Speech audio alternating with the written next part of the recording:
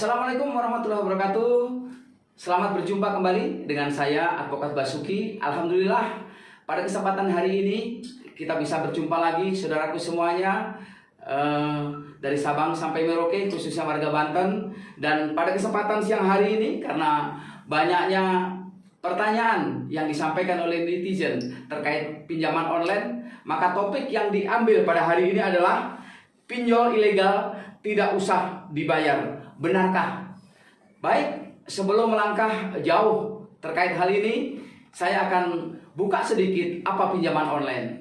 Pinjaman online adalah satu buah pinjaman yang dilakukan semuanya melalui media online. Baik pengisian data, penginputan data, dan pembayarannya pun semuanya dilakukan secara online. Nah, lalu apa yang dimaksud dengan pinjaman online ilegal? Pinjaman online ilegal adalah pinjaman online yang tidak memenuhi ketentuan perundang-undangan yang berlaku. Dengan demikian, perundang-undangan yang berlaku di Republik ini adalah semua lembaga keuangan adalah tunduk dengan undang-undang perbankan. Nah, kita lihat apakah pinjol itu memakai mekanisme itu ataukah tidak. Baik, untuk menyikapi apa yang menjadi pertanyaan dari netizen yang ada di Banten, saya akan buka ini. Sudah ada beberapa pertanyaan yang masuk ke redaksi. Yang pertama adalah dari saudari Sinta Lebak.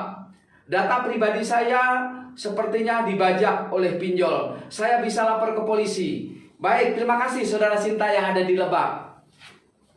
Terkait hal ini menyangkut pertama adalah Undang-Undang ITE, ya, Undang-Undang ITE, yaitu Undang-Undang Nomor 11 Tahun 2008 yang sudah diperbarui dengan Undang-Undang Nomor 19 Tahun 2016. Lalu juga ada Peraturan Menteri Kominfo, yaitu Undang-Undang Nomor 20 Tahun 2016, di mana semua data pribadi masyarakat warga Republik Indonesia harus dilindungi, sehingga siapa yang meretas, siapa yang membajak data pribadi, maka yang bersangkutan melanggar aturan dan itu pasti ada sanksi. Demikian jawabannya untuk saudara Sinta. Lalu yang kedua, ada pertanyaan dari saudara Agus Pandeglang. Boleh tidak pinjol lakukan intimidasi bila terlambat bayar? Baik, terima kasih saudara Agus yang ada di Pandeglang.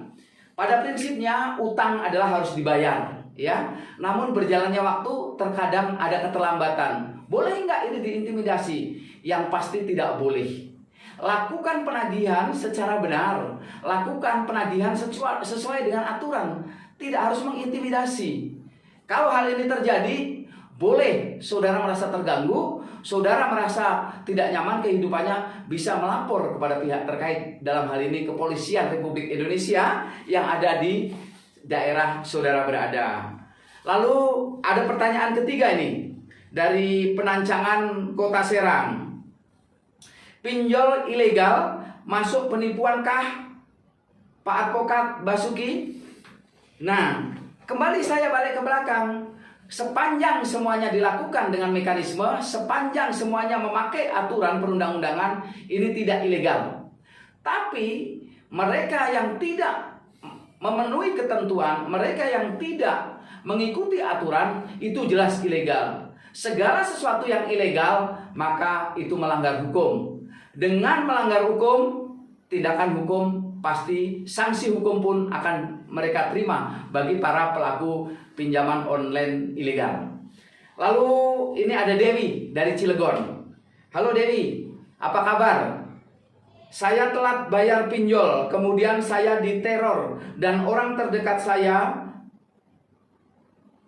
Bisakah orang terdekat saya lapor ke polisi? Nah, ini dia. Banyak memang di luar sana, siapa yang pinjam, siapa yang diteror. Ini jelas tidak boleh. Siapa yang pinjam, itulah yang punya tanggung jawab. Apabila saudara, apabila keluarga diteror oleh pinjol, maka dia pun berhak untuk melakukan laporan polisi untuk membentengi dirinya, mencari ketenangan, mencari kedamaian dalam kehidupan sehari-hari. Sekali lagi, apa yang dilakukan oleh pinjol, dia siapa yang utang kemudian ditagih kepada pihak lain, itu melanggar hukum dan itu patut kena sanksi. Untuk itu hati-hati, semuanya harus hati-hati. Nah, biasanya modusnya adalah minta nomor telepon, kemudian dari situ nggak tahu dengan canggihnya teknologi mereka bisa masuk ke nomor-nomor yang lain. Nah, ini harus waspada dan hati-hati. Baik, pemirsa Varia Podcast Varia Banten, untuk hari ini cukup sampai di sini dulu. Nanti kita akan ketemu pada episode berikutnya ya, pada pertemuan berikutnya di situasi yang berbeda, di pokok bahasan yang berbeda. Jangan lupa ikuti semuanya di medsos Varia Banten, ada TikTok, ada Instagram, ada Facebook, dan jangan lupa subscribe di YouTube pada media sosial Varia Banten Podcast. Terima kasih. Billahi taufik wal hidayah. Wassalamualaikum warahmatullahi wabarakatuh.